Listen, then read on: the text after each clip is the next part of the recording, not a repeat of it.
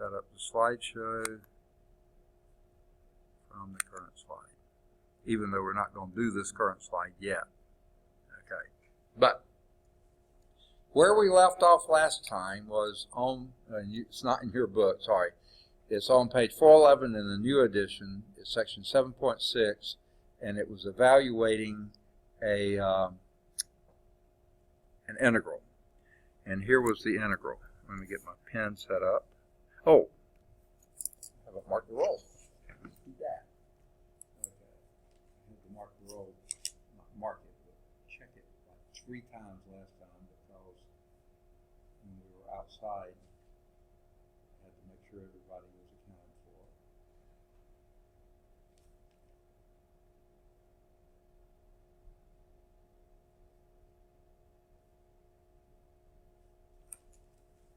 Okay, and the Silva's here this time. Last time Marcus was here, you weren't. Now you're here and he's not. Okay, so yeah, I hope he'll be coming in. And Theo, I hope he shows up again or withdraws one because he's getting way behind. Okay, I shouldn't be recording that on Screencast-O-Matic, but I did. Okay, so here was the problem we were doing. We were doing the integral. Oh, yes. I'm sorry. Turn it off. Went out in the hall and forgot to turn it back on. Oh, let me make these announcements too. They're not major. Just for you. You know about tutoring, you know about the bookstore hours, and you know about math team. We're not meeting this week, it looks like. But my office hours, I have 2 changes. Today's going to be pretty normal, okay? I've got office hours from 11:15 to 12:15, and then I'm in the office after 2. Technically, I'm supposed to leave after 2, but I usually have so much work to do, I continue, so I'll be here. I will leave, most days I leave around 4:45, 5, 5:15, something like that. Today, I'll probably leave a little earlier. I need to go somewhere and be at a business before it closes on my way home. And I don't know exactly what time they close. I think they close at 5, so I'll probably leave around 4 or so to make sure I get there before they close. So today I won't be here as late as normal, but every Monday and Wednesday I'm here later than what I'm supposed to be. Tomorrow, normally my office hours are 12:15 to 3:15, but tomorrow it's only 12:15 to 2:15 because we have a faculty meeting in Ethel Hall at 2:30, so I'll leave to go over there about or so. And then Friday, normally I'm on Birmingham campus 7:45 to 11:45, not Friday because it's a holiday, Veterans Day. So there's no school, college is closed, state holiday. Next week, we should be back to normal, whatever normal is most of the time. So anyway, here's the example we were working on. The integral of x times the square root of x squared minus 4x minus 5 dx. Okay. Now, we had already started the problem, and how this problem began was, this is I think the last example in the section, so it's probably the most complicated example in the section, and it truly lives up to it. What we do is first complete the square of that radicand, what's inside the radical. And that would be x squared minus 4x blank minus 5. Completing the square, we're going to take half of the linear term. Half of minus 4 is minus 2. Square it, that becomes plus 4, right? But now we change the radical, unless we subtract 4 over here. So that's what we do, okay? Now, what our radical becomes now, this becomes x minus 2 squared. We completed the square, that's what it's the square of, minus 9. So we rewrite our integral to be x and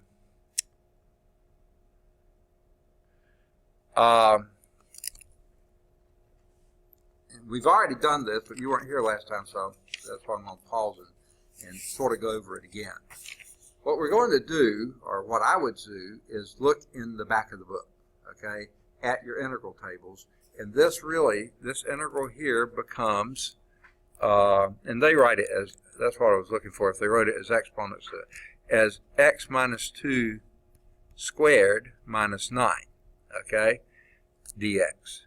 Okay, that's the same integral as we had, it's just written in a different form.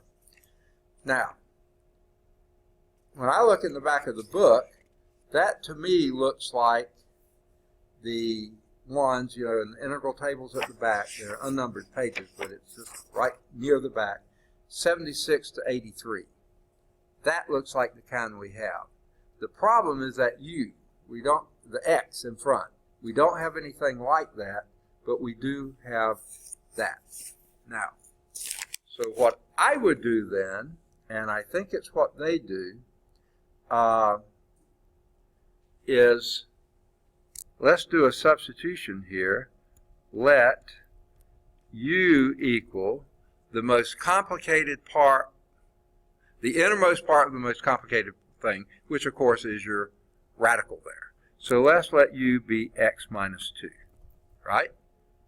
Then, next step is du is equal to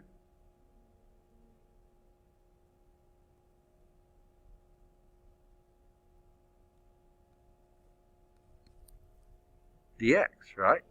Okay. Now, here's a little bit of a problem. We don't have an x minus 2 up here, okay? We just have an x up there. So let's change or rewrite this to be x equal u plus 2. Now we can make a substitution for the u here and also for it there, okay?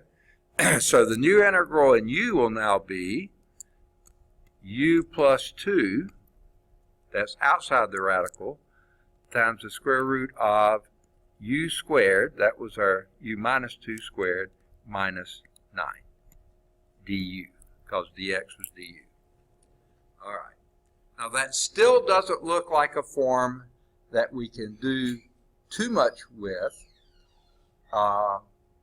Here he is. Good. Marcus is here. Okay. And Marcus, we were just doing where we were doing last time. I was just catching the silver up on it. Same problem, example 7. Okay. Now, what they do here is break this into two integrals. The first of these is the integral of u times the square root of u squared minus 9 du, okay. Then plus 2 times the integral of the square root of u squared minus 9 du, okay. Just distribute the radical inside the 2 and do them separately, okay. Now that still is something we can't quite do yet, but this is something we can. That comes right out of the table in the back, okay? If you go back to the table in the back where I was pointing it out to you, that 76 to 83, that is basically 76 on the nose. It's just, u squared minus 3 squared, okay? So we can do that second integral. We've still got to figure out what to do about the first integral, okay? Now, they suggest another substitution there, all right? Now, I would have been tempted to go integration by parts. They're saying a substitution. It's a tricky one, but it's good, it's okay. They're saying let, and since they've already used u, they use a w now. W equal to, and really, what's inside the radical? U squared minus 9. Now, substitution is the right way to go here, okay? Then, dw is what? 2u du, right? And since we don't have a 2 in there, we'll divide away a 2 and make it dw over 2 is equal to u du. All right, now I think we can go with this. I just don't have much more room, so what I'm going to do is erase the top part of this problem. This where we completed the square, that's already done. Okay, and what we have to do is remember that, and I think the rest of it we can handle. Okay, I hope I didn't erase too much. Okay, let's plug in and see. So this first one here, what we have here, the new integral here, is 1/2 the integral of u du is our dw. We brought the 1/2 out front, and then the rest of it is w to the 1/2 power, right? The w was u squared minus 9, so this is w to the 1/2 power. dw was du over 2, so we bring out the 1/2, and u du was dw over 2, so bring out the 1/2 of that one. We can do that. We'll come back and do that in a second. In the second half of the problem, like I said, the plus 2, okay, this is from the table. Now, you could do your trig substitution yourself, and I think we started doing that, but man, it's right there in the table. Why go through all that work when you can just look it up, okay? I'm being really lazy. And in the table, that's your number 76 in the back of the book, and that is the square root of u squared minus a squared, where a is 3 then. That would be plus 2 times u over 2 times the square root of u squared minus 9, that's minus a squared, minus a, whoa, I'm looking at the wrong one, okay, a squared, which was 9 over 2, times the natural log, this is example 70, form 76, natural log of absolute value u plus the square root of u squared plus minus 9, okay, and then they put their plus c. We'll hold off on the plus c till we finish the entire problem, okay, but just don't forget it. Now the good news here is this 2 will cancel both of those 2's out, or divide them out, so we don't have to worry with that anymore. Let's do this first integral. I think we know what that is. It's 1/2. What's the antiderivative of w to the 1/2?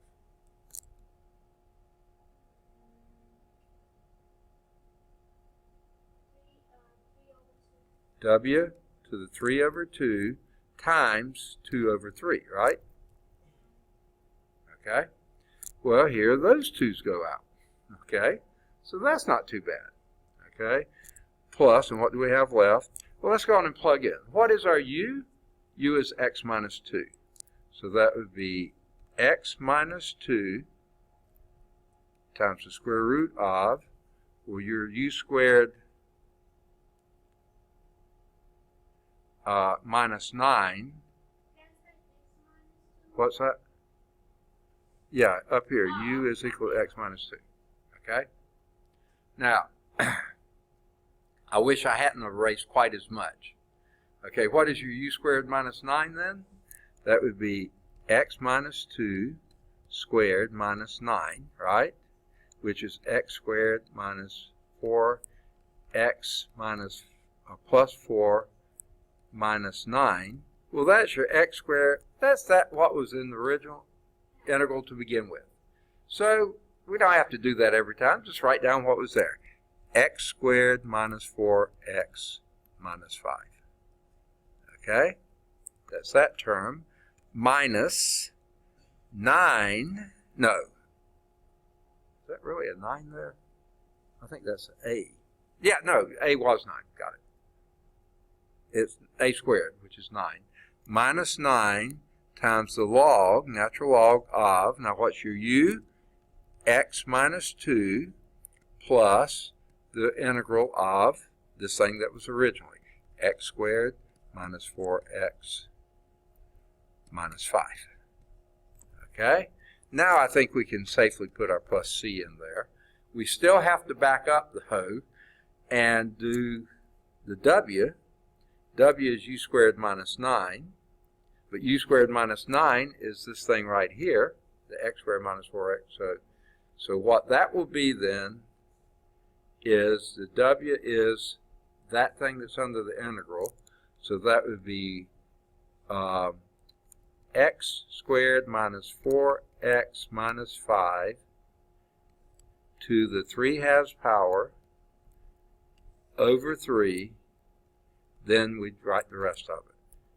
Plus x minus 2, and that x minus 2 probably should be in parentheses just to make a little more sense, times the square root of x squared minus 4x minus 5 minus 9 times the natural log of absolute value x minus 2 plus the square root of x squared minus 4x minus 5 plus c.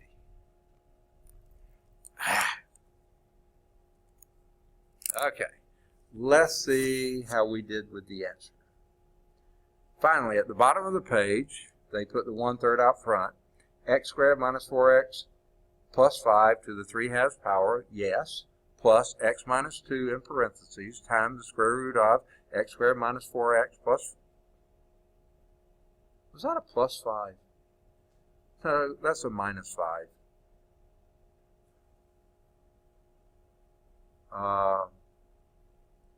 They got their sign wrong, I think. Isn't that, those should be minus 5s down there. Because when you multiply out x squared, x minus 2 squared, that's x squared minus 4x plus 4 minus 9 would be a minus 5. So that's a minus 5 there, a minus 5 there, and a minus 5 there. They got the plus 5s in there. I don't know why. Okay? But anyway, go back. We got the first term. We got the second term. Minus 9 times the log of x minus 2 plus the square root of x squared minus 4x minus 5 plus c. Okay. Now, just a little bit of recapitulation here. The key to this one is completing the square of that. When you complete the square of it, you get one of those forms that is in the back of the book. Okay? Okay? But that x in front gives you problems. So do a substitution, innermost part of the most complicated part, that'd be the x minus 2. And that gives you, but it doesn't give you an x, so manipulate this to get your x by itself, and that gives you u plus 2. Okay? So when you do that, you have a u plus 2 times this thing in the radical. Well, split that into a u plus 2. You have the u part here times this, and the plus 2 times that. Okay? So once you do that, this is a substitution here. This is a formula in the back. So use the formula in the back to write that down. Use the substitution here. That gives you another variable to do. But then the rest of it is plugging back in what x is instead of u, what u is instead of w, then what x is instead of u. And when you do all that, you get the right answer. They messed up. They should be minuses there, just like they were here. I don't know how they messed up and got pluses. Just no way, okay, that I can see. Okay. That was the last example in that section. The next page shows using a computer algebra system. I don't know if you have access to one. If you go to UAB, they have them. We don't have any here, but if you do have access to one, it gives you some guidelines to do it. But you don't need it, okay? The example, well, I mean, you might need it for some problems, but this problem they show you, you can actually do without it. So let's just do that one quickly. It has a few characteristics of the last one, but not quite. Here you have the integral of x times x minus 3 to the 15th power dx. Okay? Now, they're talking about using a computer algebra system. You don't need it. You know, you can do it otherwise, I think. Okay? Let's see if we can. What would be your approach to a problem like that? Substitution. What would you substitute? Let u equal x minus 3. Very good. Then, du is equal to dx. Very good. But, just like before, up in this part we have an x and an x minus 3. Down here we only have an x minus 3. So to deal with the x, we rewrite that, this one here, to solve for x, and that would be x equal u plus 3. Okay? So now we rewrite our integral in u's. Okay?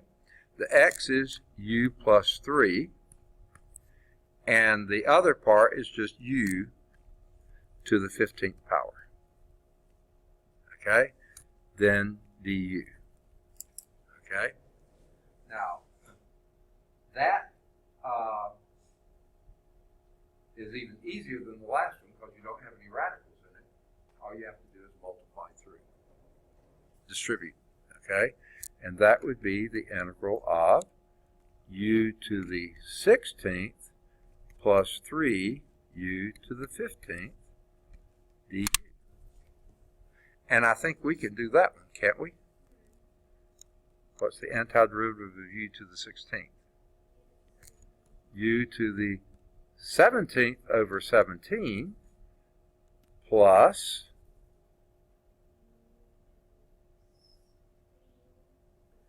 okay, it'd be u to the 16th over 16, but you had the 3 out there, so it'd be 3/16 u to that. Okay, and then we would have a plus c.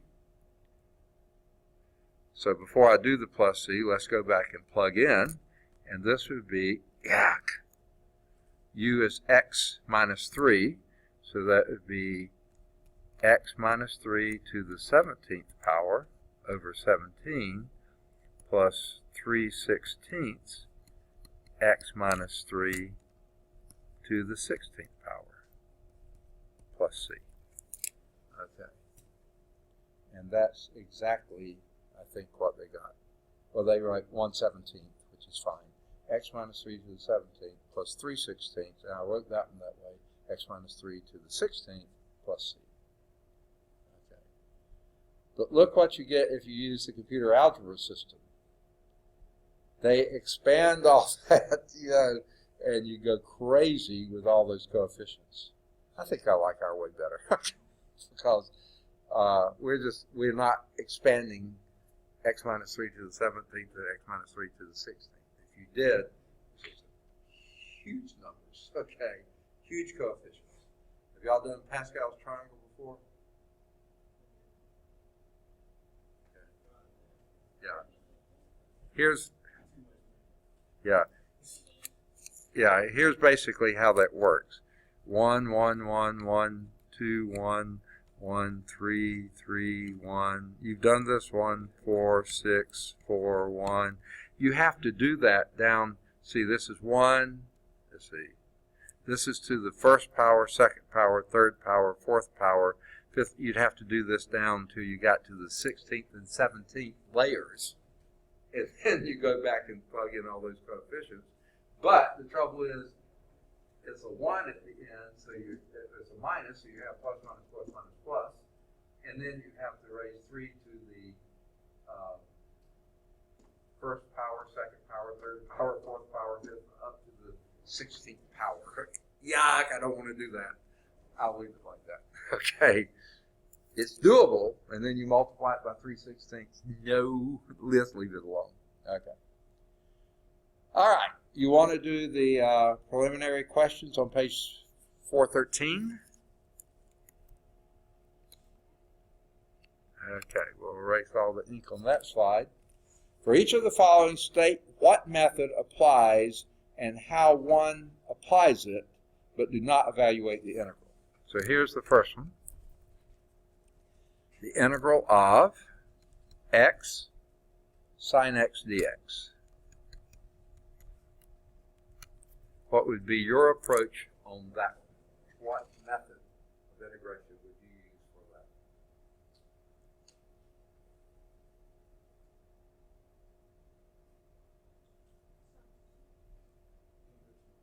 Integration by parts, for sure, okay? Substitution won't do it for you, okay? Integration of parts by parts should, and this is 7.6 preliminary questions. Integration by parts, excellent. Oh, they also said how. What would be the parts you would choose?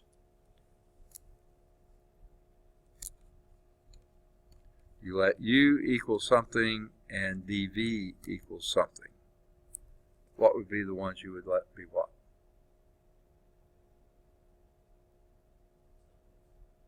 No, okay, let u be x and dv be sine x dx. Here's why.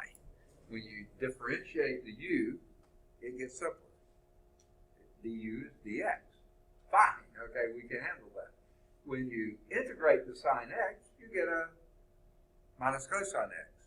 That's no more complicated. It didn't get any worse, so you do it that way, okay? So that would be, and that's what they meant by state what method applies. We did integration of parts. How one applies it, that's what they mean by that part. With u equal x, dv equals sine x dx. But don't carry it any further, okay? Number 2. Integral of the square root of 1 plus x squared dx. Okay? How would you do that? What technique? Second, what substitution would you do? Say that again. Okay, now, that is a substitution. Let u equal 1 plus x squared, but what's wrong with that? When you do a dx, du, you get a 2x dx. You don't have an x in front. If that had an x in front, that's exactly what you do. It doesn't. So that's a substitution, but not that substitution.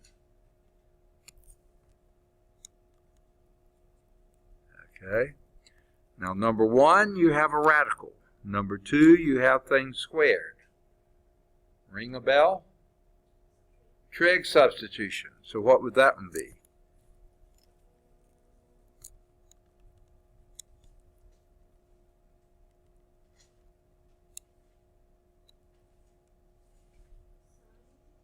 No, tangent.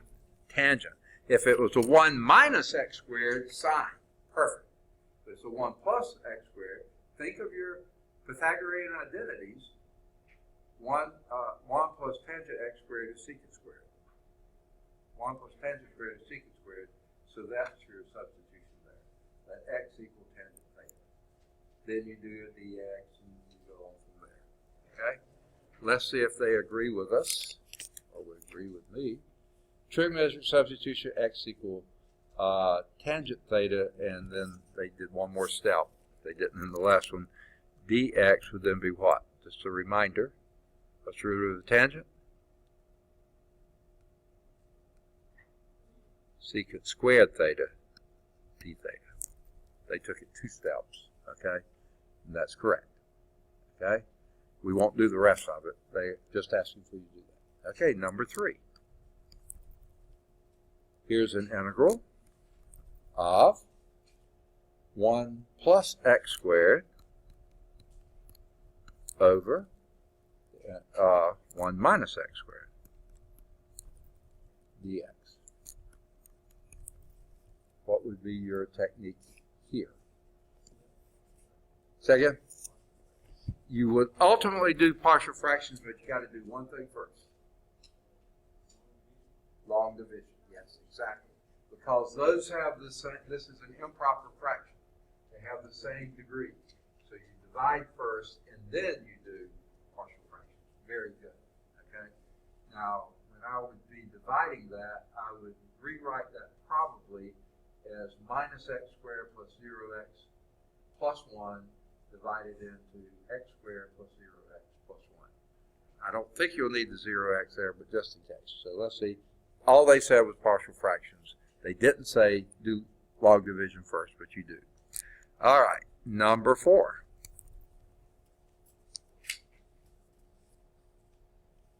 Slipping in the book so badly, I can't see what I'm doing. Okay, here we go. Number 4 is the integral of cosine squared x sine x dx. What would you do there?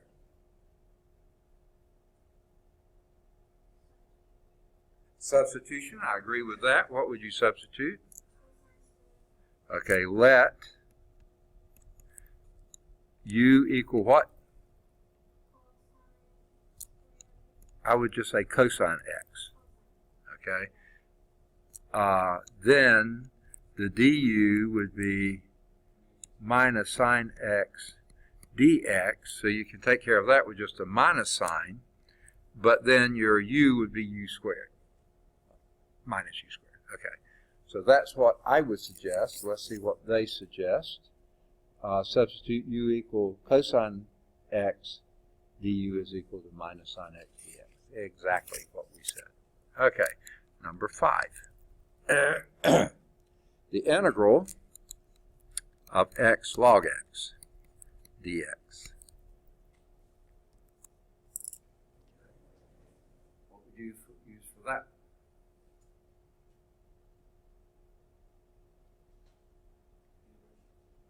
Integration by parts for sure. And what would you let u and the v be?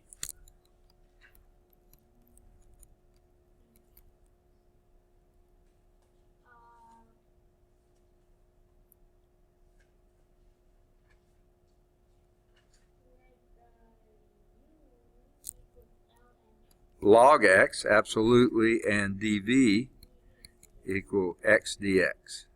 Now that seems like it's going backwards because now the x is going to get more complicated, but the good news is the du here is going to be what?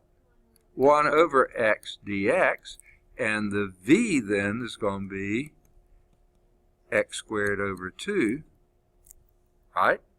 And then when you multiply those together, it's going to be something that's very integrable. Okay, so yeah, that's how I would go on that one. Let's see what they recommended. 5, integration by parts with u equal log x, dv equal x dx. Very good. They didn't do it the next step, but they could have. Okay, number 6. Okay. The square root of, the integral, yuck. The integral of the square root of 1 minus x squared dx. Yuck. What technique would you use on that? Second? I can't hear. Trig substitution. Which one? Second? Sine, yeah. X equals sine theta. Okay? And I don't know if they do the next step. Dx is equal to cosine theta d theta. Okay? You can go on from there, and you're in pretty good shape. Okay, let's see what they said. They said a trig substitution, x equals sine theta, dx equals cosine theta, d theta. They said it right. Good for them. And then there's one more, number 7. I don't have room for it, so I'm going to try to squeeze it in here. But it didn't write. Okay.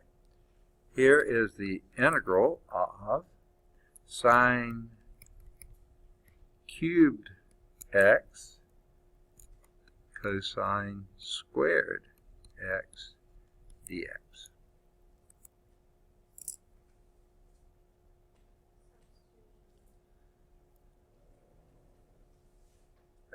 basically what they call a trig, integration of a trig function, okay?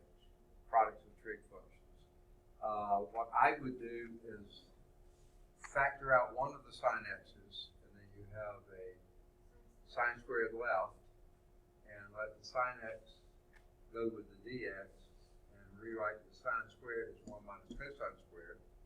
Multiply that by the other cosine squared, that would be cosine squared minus cosine to the fourth times sine x dx will let u equal, then you do a substitution, let u equal cosine x, du would be sine x dx, minus sine x dx.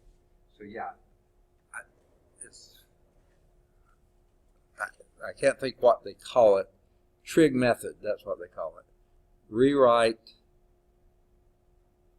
yeah, what I said they're doing exactly.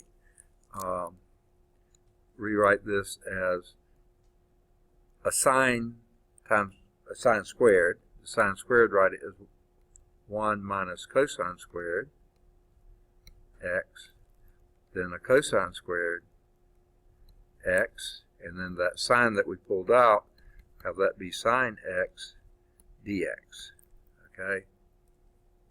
And then you move on from there. And that's all they do. They didn't take it any further than that. Well, no, they didn't. They didn't. Just a substitution. Let u equal cosine x, and du is equal to minus sine x dx. Okay, that's probably more than what they said. So this is where the sine x dx goes with the du. You pull a minus on the outside, and then you have everything else in terms of cosine squared. So it would be u squared. So they said with u equal cosine x, du equal minus sine x dx. That's all they say. All right, that was those. Any questions on those? Make sense? Okay, let's erase all that ink, and then let's do 8 through 11. They have a lot of these. For each of the following, find the formula in the integration table at the back of the book that can be applied to find the integral. Okay?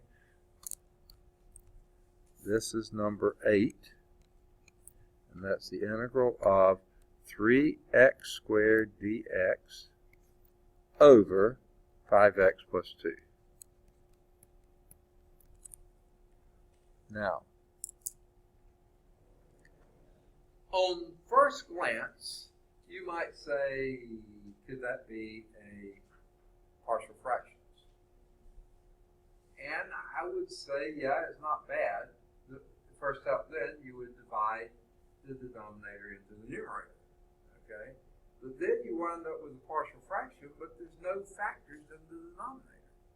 And for partial fractions to really work well, you really need those, okay? But still, I think the first thing to do would be to divide. But they don't. They say, what would you look up in the table?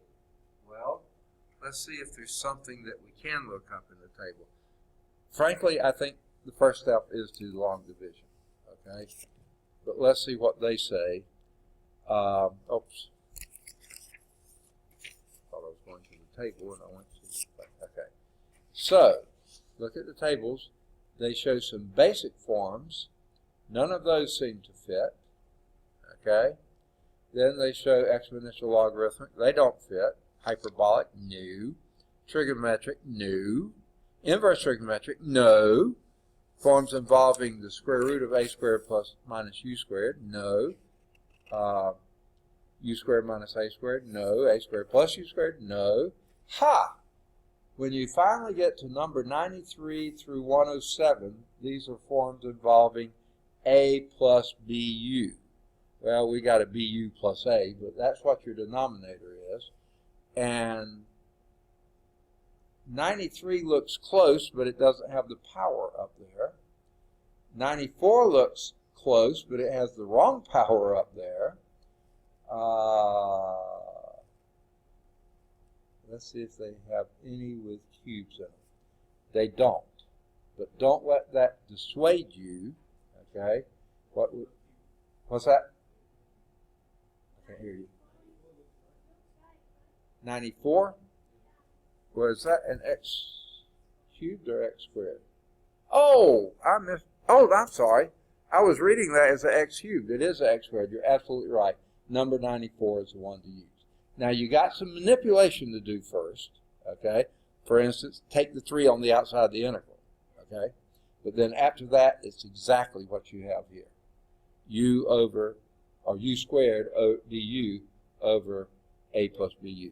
So exactly. So that would be 94. You just have to take the 3 on the outside. Let's see if they agree.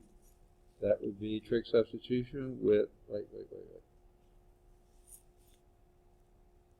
Oh, they don't show that. They just show the integral and what that turns out being. So that's kind of worthless. I mean, it's okay, but that is the one you use, number 94. Okay, how about number 9?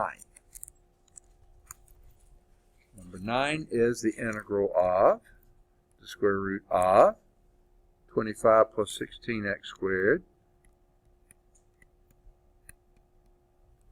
over x squared dx. All right, now what kind of form might that be? Okay. Say again. 107. He's quick. Yep, there it is. It's a plus bu. In our case, a is 25, b is 16, and that fits like a glove. You're absolutely right. 107. All right, let's see what they did. Trig substitute. Whoa. Okay, they said, for each, find the formula in the integration table at the back of the book that can be applied, and then they told you how to do it with a trig substitution, which is exactly what you would do, but if you got the table, why mess with it? Just use the table. So I'm with you. Okay, number 10. This is the integral of secant cubed of 4x dx. Well, that seems a lot like a trig function to me, doesn't it? So let's see if the trig form works. There's a secant cubed, number 43. Okay? The only little thing here is instead of a u, we have a 4x. So you do a substitution there to make that happen, and then you go from there. Okay? So to me, that's number, with a little bit of adjustment, number 42. What do they say in the book? Find it. That's number 10. Yeah, they show that formula, and that's the one they say use it. Okay. They do some strange things here. Okay, number 11. That's an integral of x squared in the numerator over the square root of x squared plus 2x plus 5 in the denominator, and then you have a dx. Okay. Now, you can look at the table, and I don't think you'll see one that comes up exactly like that.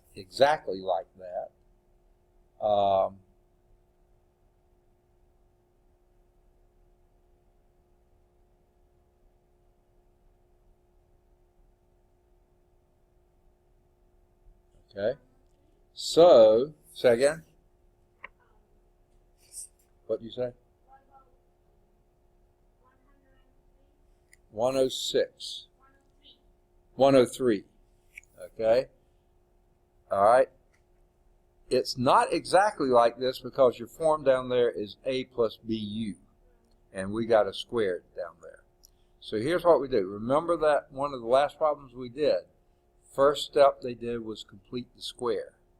If you complete the square, then you're going to get it to look something more like either I'm thinking it's 84 ohm. It could, however, be 76 ohm. You just have to complete the square to see what you wind up with. Well, completing the square here would be x squared plus 2x plus 5 on the outside. Take half of that as a 1, square it, you get plus 1, so you have to do a minus 1. So you'd have x plus 1 squared plus 4. Square root of that. That is your basically, yeah, okay. Yeah, it's going to be like those after 84, but we need that u squared with it, and that's more like 89. If you write it in that form, you basically have it just almost exactly like 89. You just have to do a substitution, let u equal x plus 1. Okay, and I think you got it, right? Let's see what they say in the back. They complete the square, exactly, followed by a u substitution with u equal x plus 1, okay? Then use the trig substitution. That's exactly the one we were going to do, the tangent one. So, very good. Any questions on those? Okay, homework exercises here. Now, if you need to see these, you can either take a picture, I'll make a copy or whatever. Any of the odds 1 through 9, and any of the odds 11 through 57. There's a whole passel of those. And that's, yeah. All right. Now, all this time we've been using, because that's what on the slide set, we've been using the slide from 7.7. In your book, it's 7.6. And what this is, this section is called is improper intervals. Okay? And I'll tell you ahead of time,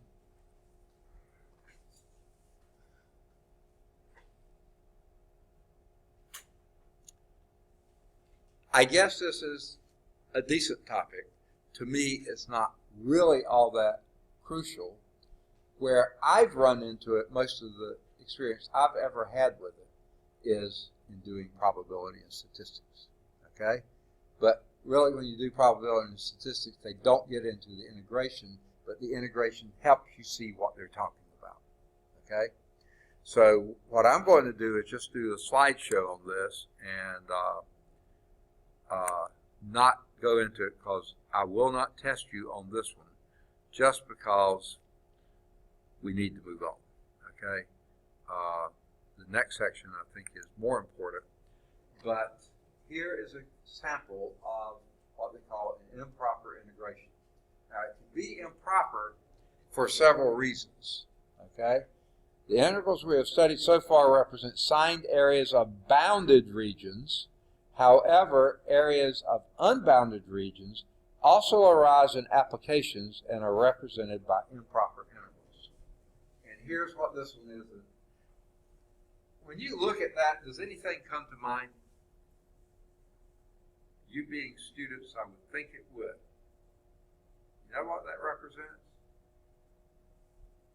At least pretty close to it? Your bell curve. That's your bell curve. Everybody wants you to grade on the curve, right? This is what they're talking about, okay? And this is awfully close to exactly what we're talking about in statistics. One standard deviation gets you, what, like 84% of the values there. Between 1 and 2 standard deviations give you another much smaller percent, but a percent. And then outside 2 standard deviations, which I think is exactly what this 1 and 2 stands for. Inside here, you have about, I believe it's something like 84% of your population would be there. In between here, you get a much smaller percent, but still significant. And then outside 2, you're down to a very small percent.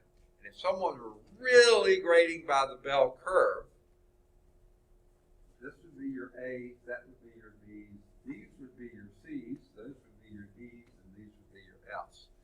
Most of us wouldn't like that because just about everybody winds up with a C. Okay, about 60, I think it's 64 or 84% 68, something like that, winds up with C's, if you really follow the bell curve, okay?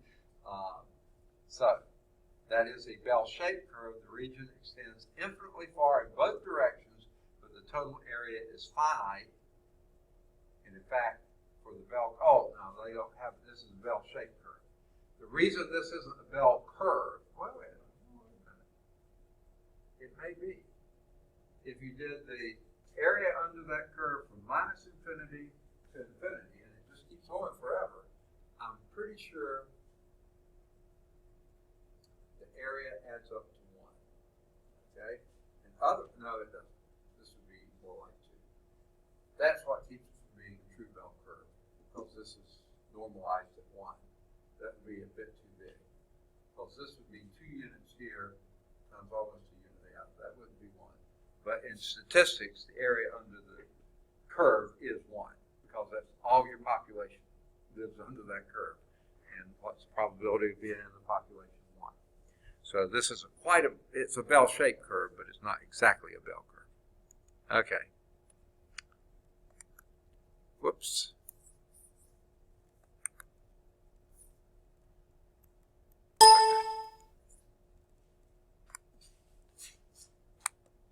Okay. Again, I'm trying to go through these as rapidly as possible. All right. Here's another improper integral. Okay? That's what we call improper integral.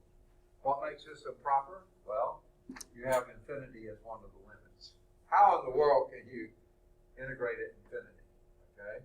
Well, what you do, you integrate to some fixed value, r, and then take a limit and let the r go to infinity. Well, if you did that, we could do this integral.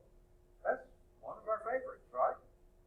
We can integrate that and then evaluate it r and 0, and then let the r go to infinity. And when you do, this comes up to be exactly 1, because when I'm not going to take the time to do it, but if you did do it, that would be what the limit is. This is what the integral is. Then take the limit as r goes to infinity. That goes to 0. Okay? So you're left with 1.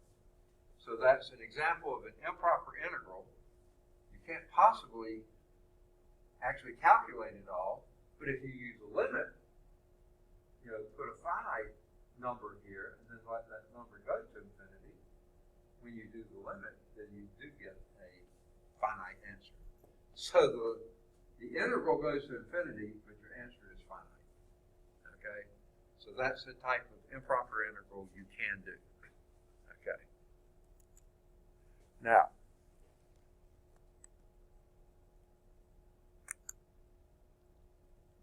can't quite get all these on, so let me first do these two, and then we'll do one more. All right. This is basically the one we just did. If you're integrating e to the minus x from 0 to infinity, okay? You can't get to infinity, but you are going from 0 to 1. You can calculate that area, and then you let r approach infinity, and when you do that, it does it. So basically what they're showing is, here's for one r, extend it up beyond that to another, and then let the r just keep going toward infinity, and really you're not adding much more. Whoops. Why did that? Oh, I hit the wrong key. Sorry.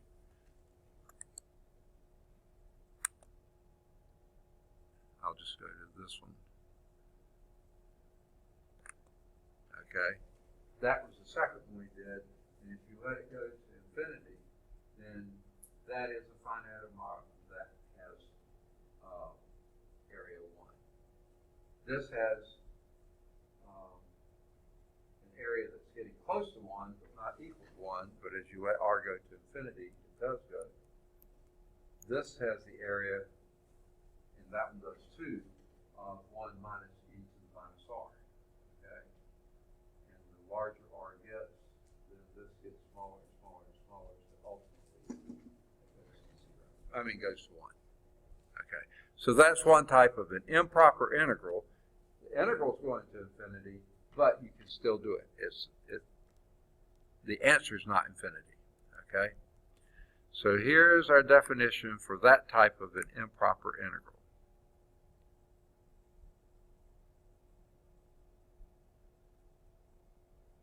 Okay? Fix a number a, so this is an integral that's going to infinity.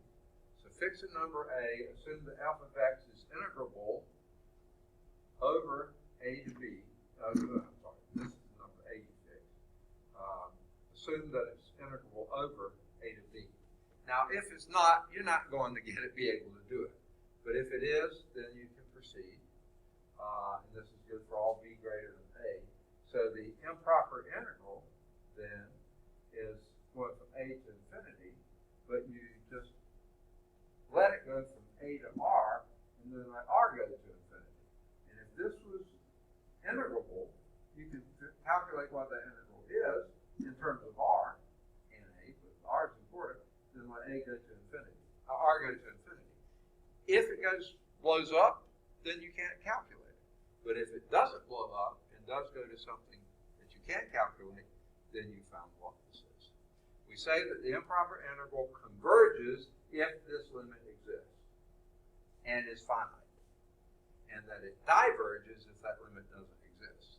Like when you do the integration here, if you wound up with an r squared, okay, something other times r squared, but r go to infinity, that's going to infinity squared is not measured, okay? So that would not have a limit.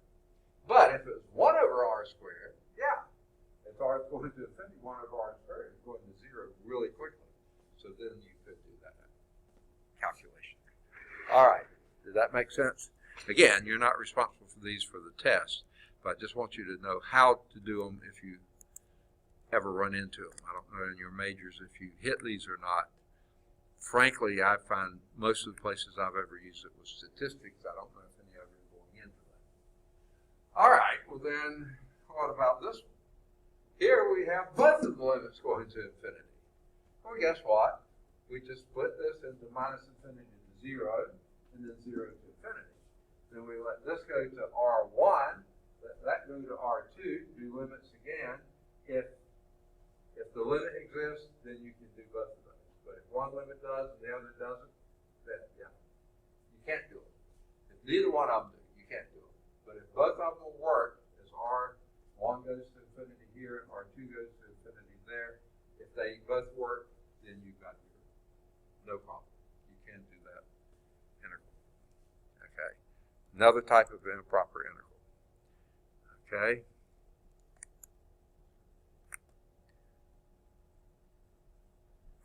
Now,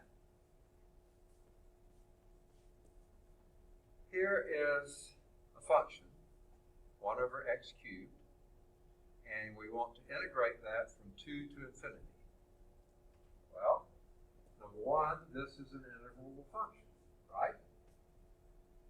And its integration will be, this is x to the minus 3, so that's going to be minus x to the minus 2 over a minus 2. So, yeah, that's going to have you can integrate this, and when you do integrate it, and let r be the upper bound, and then let the r go to infinity, 1 over r squared is going to be going to 0. So sure enough, this will go to a finite number. They have to tell you it's 1/8. We could do the math and see that it is, but we're not. Okay. Because you're not responsible for it. It's easy to do. You can go back and do these if you want to. All right. Here's another possibility here. Okay. In this case, your x is going from negative infinity to 0. Okay. Now, if you're trying to do that, you're going to be in serious trouble because this is not finite here, neither is that finite there. But if you're going from negative infinity to minus 1, yeah, you may be okay. It just depends on whether this is area that's under here is finite or if it's infinite. Okay? Now this function here, f of x to the minus 1, that's this function. They didn't show it here, but that's what it is. When you do the antiderivative of this, you would get x to the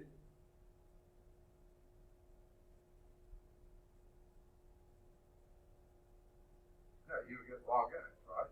Yeah. You would get log x. And then if you tried to do log x there, nope, that's going to infinity. Now that looks like it's getting small pretty quickly, but guess what? It doesn't ever get small enough. That goes to infinity. So just because you can write it as an integral, unless this is integrable, okay,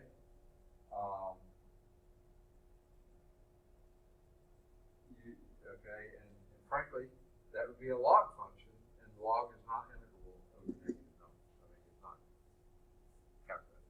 So that was infinite. So not all improper integrals will give you answers. Sometimes they'll go to infinity, like that one. Looks like that might have a limit. It doesn't. Okay? Now, here is a test that, oops, where did that go? Okay. Here is a test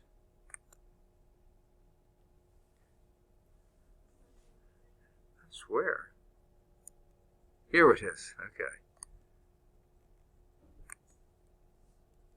Here is a theorem that we actually call it a test sometimes. I do anyway. The p integral of the p-test. And this is over some a to infinity. Okay? This is when x is 1 over x to the p power. Okay? Now, if this p down here, we just saw if that p was 1, that's going to diverge. And boy, if that p is anything less than 1, like 0.5, okay, then that's going to blow up, okay, because this is extraordinarily big. I mean, it's in the denominator, and that's going to be a power function that goes like that, okay. Now, even if it's 1, it's still not going to converge. That will diverge. That last example showed you. But if this p is anything greater than 1, I mean even 1.0001, it will work. It will converge, and this is what it converges to. You can go in and do the math if you want to, but this is the p integral when your upper limit is going to infinity. Okay, it does converge if that p is greater than 1. If it's equal to 1 or less than 1, diverges big time. Okay? Yes, sir. Huh? Well, this is a really small class. There's 3 students, so 2 out of 3 are here. Yeah. This is Cal 2. Okay. All right. Okay. Okay, good. Thank you much. I just can't conceive of walking in on the class. Guess others do. All right. Now here is an example, I think, of that. Oh, this is yet another example. Well, here the p is, this is 1 over x and 1 half. 1 half is less than 1, okay? So therefore this integral is not going to make it, okay? Integrating from 0 to 1, letting 1 go to infinity. The interesting thing is this part, even though it's infinite here, that will work, okay? But if you let 1 go to infinity, you see that's coming down and really taking a long time getting there, and because of that, that goes to infinity, okay? So this shaded region from 0 to 1, that has an area of 2. Even though that's infinite up here, okay, it's still reducing fast enough that will have an area of 2. If you let it go out here, no, it's going to be infinite. Okay? So, that leads to another type of a improper integral. The first one we had was one of the limits is going to infinity. Here we have integrands with infinite discontinuities. Your limits aren't going to infinity, but as the function goes to one of those limits, it's going to, like it was with 0 there. Okay? If f of x is continuous on a to b, now notice how they write that. Including a, but not including b. Okay? Because at b is going to infinity. Not continuous. It never reaches b, so you can't include b, but it's discontinuous at x equals b. Then, this is an improper integral. A is fine, b is not fine, because it can't equal b. Okay? So what we do then is let it equal r, some number less than b, and then let r approach b from the minus side and take a limit. If that limit works, then this integral works. If that limit doesn't work, then it doesn't. Similarly, if f of x is continuous on a to b, but not equal to a, it can be equal to b, discontinuous at a, then what we do to this integral is change this a to an r, and then take the limit as r approaches a from the right-hand side. If that limit exists, then this integral is calculable. Okay? But these are improper integrals because the function isn't defined, and this one at b and this one at a. But under certain conditions, they may still converge. In both cases, we say the improper integral converges if the limit exists. It diverges if the limit doesn't exist. Okay? In other words, that going to infinity doesn't get there fast enough, you might say. And here's another p integral.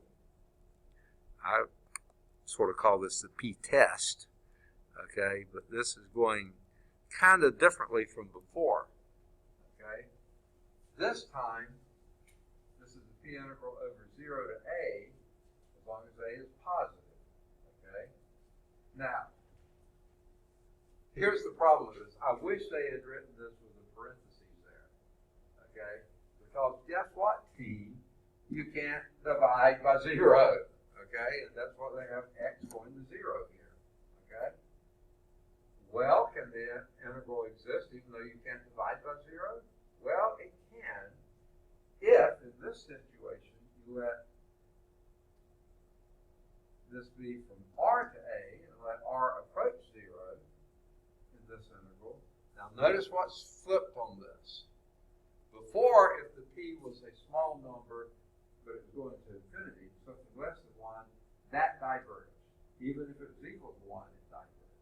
But now we flip them around. If p is a small number, now this is your integrand, and it does converge. But if p is greater than or even equal to 1, it diverges. So p equal 1 in either case is going to diverge. In the previous case, where the upper limit was going to infinity, then you flip the p's, and it's the p's greater than 1 that would work.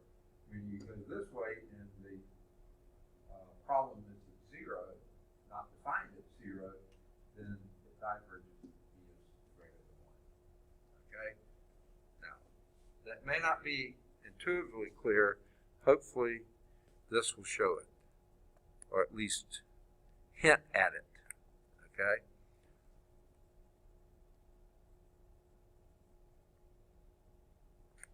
All right. This is the case when the integral is going from 1 to infinity. Okay? And you have your dx over x to the p. We know here for p is 1 or less, that's going to diverge. Okay? P is greater than 1, it will converge. Now,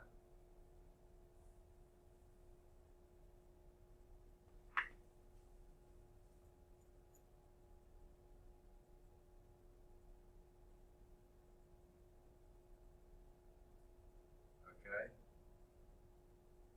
and they're indicating here that this is less than infinity, meaning it's finite. So this figure is not very self-explanatory.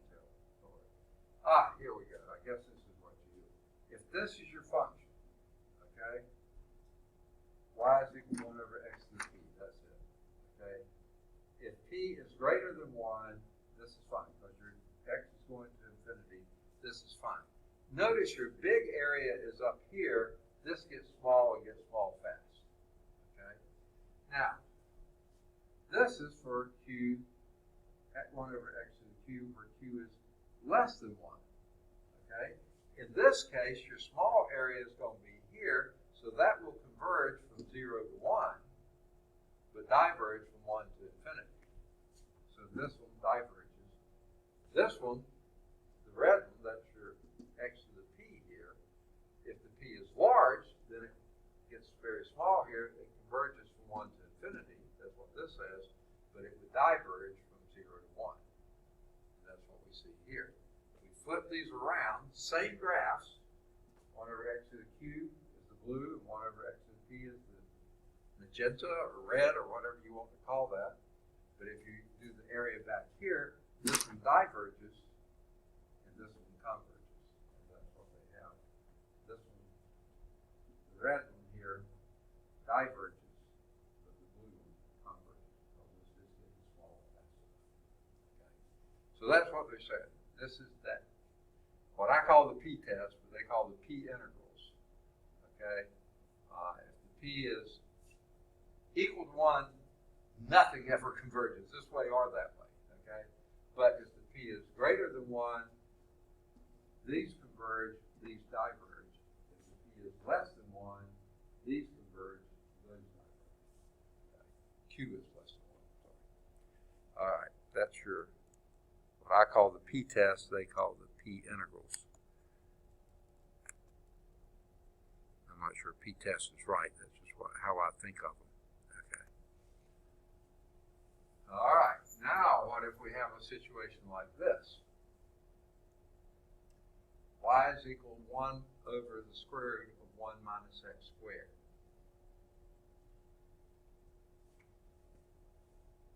This almost looks like you're doing an integration of some of those forms you had in the back.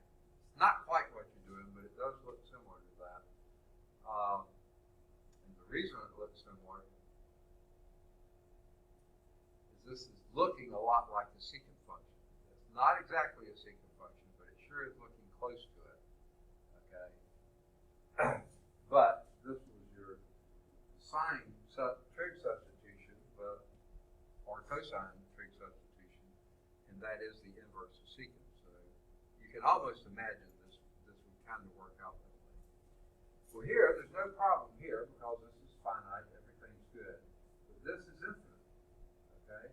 But are we thin enough here that this does converge? And it does, it says it does. The infinite shaded region has a finite area. It converges to one particular area. Now, they don't say anything more than that. If you want more, read the book, okay?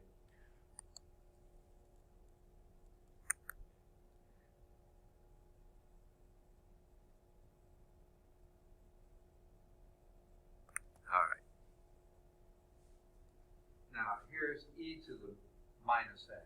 This is the graph of e to the minus x. This would be 1 right up here.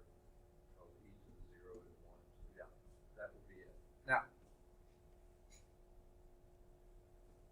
this is going to be another test that you could do. If you get into doing these things, here's another test.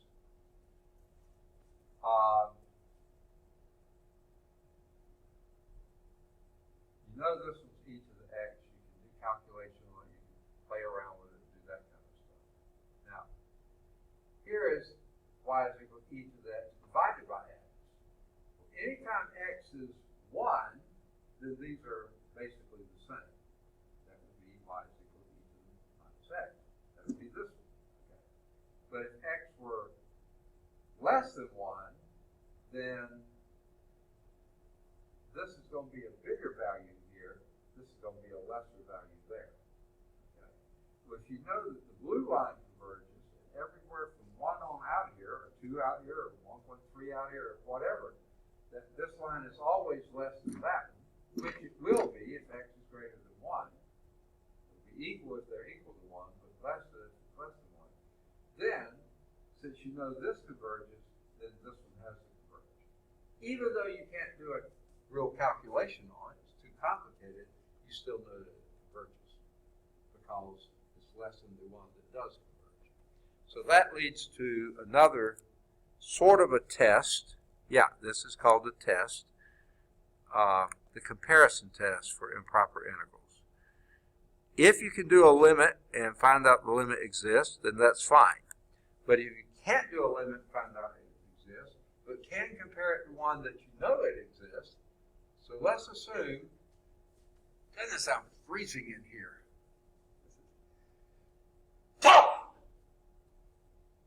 I'm so sorry, but this cold air is blowing straight on me. And I didn't seem as bad for a while, but it's getting worse.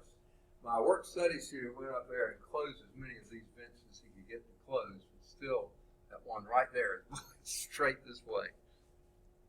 All right, here's the comparison test. Let's assume that your f of x is always greater than or equal to g of x. Can't be less than, always greater. And the g of x is always greater than or equal to 0. Okay? Anytime x is greater than a. Okay? Then if this function here, the integral from a to infinity, which always has f of x being greater than 2, if this f of x dx, the bigger function, converges from a to infinity, if you can calculate it and take a limit and see that it converges, then you know this one does. Even if you can't figure out what the value is, you know it has to converge because f of x is always larger than g of x, and if this one converges, that one's got to converge as well. You're looking at something that's smaller than this. Okay. However, if you find out this limit of g of x diverges, and you know f of x is always greater than g of x, guess what? There's no chance f of x is going to converge. It's got to diverge as well. Okay? So this is your comparison test for improper integrals. It's also valid for improper integrals with infinite discontinuities at the endpoints. So if this worked the other way, going from a to b, and one of these had a discontinuity at it, this one's always greater than that. That converges, and that one's got to converge as well. But if the smaller one diverges, then the bigger one don't have to diverge as well. So it doesn't have to be infinities here. It could be a place where the function is not defined infinite discontinuity at the endpoint.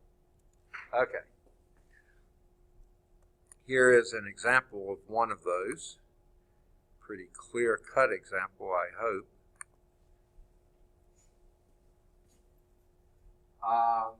If you recall,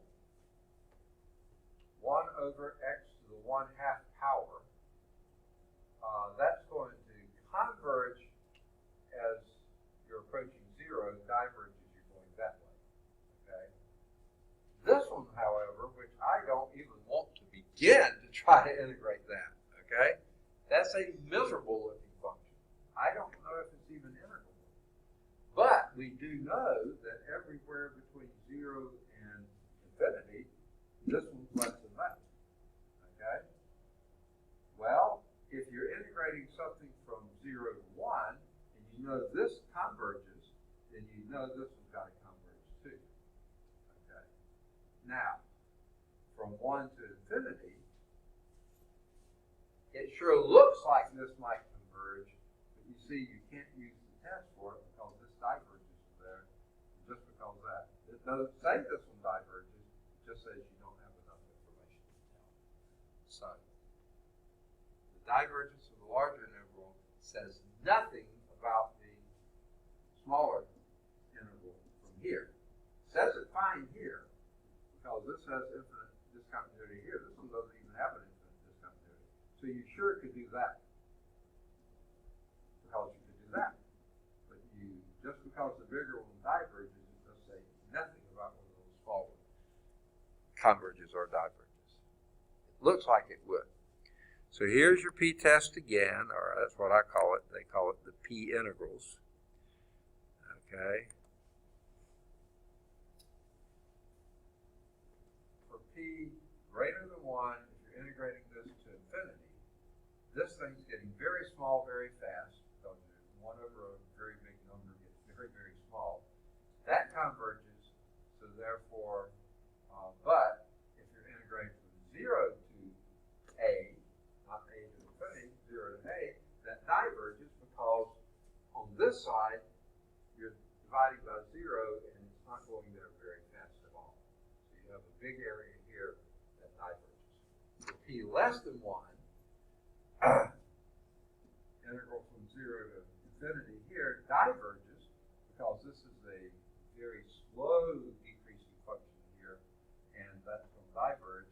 This one from 0 to a is going to be converge.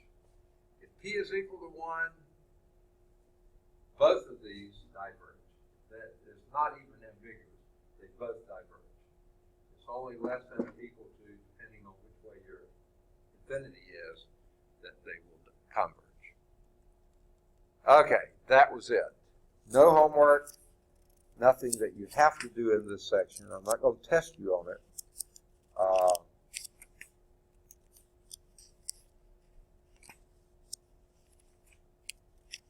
So don't sweat it. 7-8 then picks up and goes from there. You're not responsible for either. In your book, it's 7-7.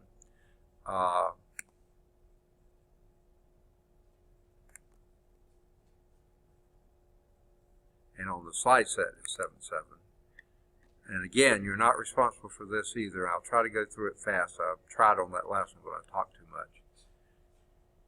I don't know if it'll ever open. How are we doing? We've got about 12 minutes, right? I can see my clock here, so I think that's right. Once I blow up the slide, then I can't see my clock anymore. Now, what we're talking about with probability and integration, we usually are talking about a probability density function. Okay? Again, like I said, this is mostly where I've run into using infinite or improper integrals. It's all probability statistics, that kind of stuff. If this is your probability density function, you know that every value has to be between 0 and 100. This could be a test. Every score out there is going to be 0 to 100. No one can make a 1 or 3. No one can make a -5, no matter how hard you try. Okay? So it's all going to be here. Not much of a bell curve, was it? Okay? So this isn't a normal distribution, is what they call it. But this is a distribution. Okay? Probability distribution. Now, they showed here that and by the way, if all the tests are going to be somewhere in there, the total area under this curve is 1. Because everything's going to be there. Okay? Now, those grades from 90 to 100, in this case, it just happens to show the area is 15%. Okay? So, the top 15% of the scores are going to get A's, according to this. Okay? If you look at 50 or above, okay, way more than 50% of the students are going to support that. Okay? So, it depends on where you break down the other. Yeah. But this is what we're talking about. Probability. Now, notice they don't give you a Y scale. You know this is less than 1, because if that were 1, the area under there, the total area is 1. Okay. So whatever that would require it to be. And this is what I just said, but written in math speak. if you do the integral from minus infinity to positive infinity, all under your probability density function, it's going to be 1. The total area under a probability density function is always 1. Because you can't, if you've covered every possibility there, you're guaranteed that your result is going to be somewhere in there. So the probability is 1. Okay.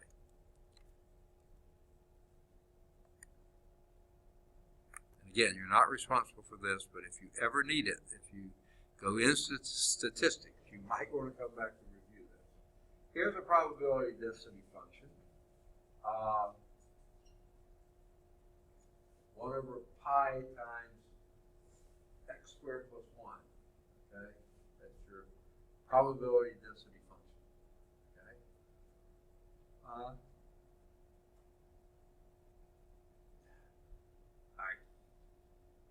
I'll just say if that is probably the total area under that curve is 1. Now it shows that the peak goes up to something a little beyond 0.3. So the total area under all this and all that is going to be 1. Now this is a even function, right? Same on the left as on the right. So the probability density from 0 to infinity is going to be 0.5, and from negative infinity to 0 is going to be 0.5, because that's perfectly symmetric. So what if we did the probability from 1 to 4 here? I know it's going to be less than 0.5 because the whole area over here. We're losing a pretty big chunk of it there. Not much here, but some. So, but you just know to expect this to be something less than 0.5. The area under that curve from 1 to 4. And that's the kind of thing you sort of deal with in statistics. If you're looking at something and studying something, what is the probability you're going to be within this range? Well, if that was your distribution, then that's going to be something, I'm just guessing, considerably less than 0.5. Because it looks like this is probably as much area here as you got here. Maybe not, but I think it is. So this is probably something on the order of 0.2 or so, just looking at it, guessing. Okay? That's what we mean. And the P of X is the probability of being between those values. Okay. Now, when you're dealing with probability and statistics, most of the time you're dealing with averages, which we sometimes talk about as mean value. And the true mean value is mu. And the mean of a certain event, that's usually what the capital X stands for, is going to be, the mean value is going to be the integral of X times the probability of X times dx. You're integrating the whole thing. Without the X in there, that would be 1, but this is X times X, so this could be certainly going to be a number not 1. That's because you're going from minus infinity to positive infinity. So that is your mean value. Okay. May not seem like it, but that's in probability and statistics. That is your mean value. Okay. Now, here's another probability density function. 1 over r e to the minus t over r.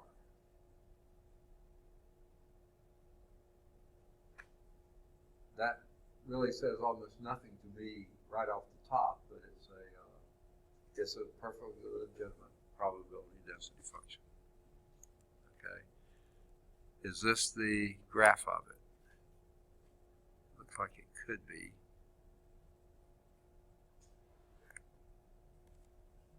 Yeah. There would be a probability density function. This would be customer arrivals have an exponential distribution. I think it's getting close, or is it? Is it time? Almost. Okay. It's what? 4 minutes. Okay. No, you got to leave earlier. All right. So this is customer arrivals they have an exponential distribution. I don't know why that's the case, but they say it is. So the probability density function here then would be, if you're interested in how many are going to arrive between 30 and 40 minutes after opening or something like 30 and 45 minutes, if that was your probability density function, then the area under this would be the number of customers that would arrive during that time period. Okay? So you see there's all sorts of applications of these things, but we're not going into them in depth, so don't sweat it too much. Now, this is the one I'm pretty sure is now your bell curve, your normal distribution. Boy, it looks pretty complicated to be normal, but indeed that's what it is. That is your, what they call the normal distribution, your perfect bell-shaped curve, not just a bell-like curve or something like that. This is your bell curve. Okay? Let's see if they'll show it. Not quite. Here's another ramification of it. Okay. And the difference here is, remember your mu was your mean. So this is your probability function. And now they've introduced a little symbol called sigma. You know what sigma is? Have you done any statistics? It's your standard deviation. Have you heard people talk about standard deviation? Yeah. That's your sigma. Okay? 1 over 2 pi was there before. And here's how you manipulate the rest of it. Before, this is just e to the minus x squared over 2, I think, or something like that.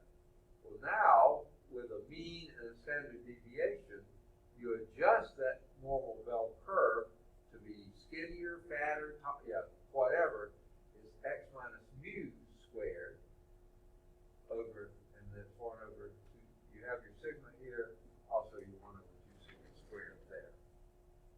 This then is how you express for any population. If you know the mean and the standard deviation, you can make it a bell-like curve with this formula. Okay? And here is an example of that going to pretty big extremes. Doable. Okay? Here is your normal bell curve. I think this is the blue one. Yeah. The blue, this is your normal bell curve. Okay? 1 standard deviation, 2 standard deviation, 3. Anything beyond 3, you're at 0.999. I mean, you're almost got it all. Okay? So that's your normal curve. Standard normal distribution. Now, if your standard deviation is larger, that means you get whatever that was, 68%, whatever it was, are going to be between plus and minus 2, not plus or minus 1. Okay, so that means it flattens out the curve, so the green curve is like this. It brings down your mean significantly. Your mean's still 0, but you don't have as great a intensity of that mean. You know, things get spread out a lot more. However, if your standard deviation becomes 1/2, that means that big percentage is going to be between there. That narrows your curve and raises the probability you will have a mean of 0. The y value is much larger there. Now, what if your mean is not 0? You're not centered at 0, but centered somewhere else. This shows the mean of 3 and a standard deviation something between 1 and 0.5. 0.75. Why not? So this would be that curve. So you see, by using that modified thing, you can take things that aren't even centered at 0, and you can still talk about a normal distribution around the mean. And that's indeed what you have. Okay. How are we doing? It's time. It is time. Okay, let's see. How much further do we have to go in this? We may just...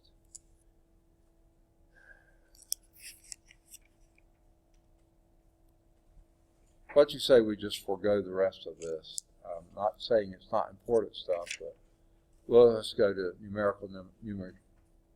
numerical integration next. We'll start in 7.9. Okay? So I will end this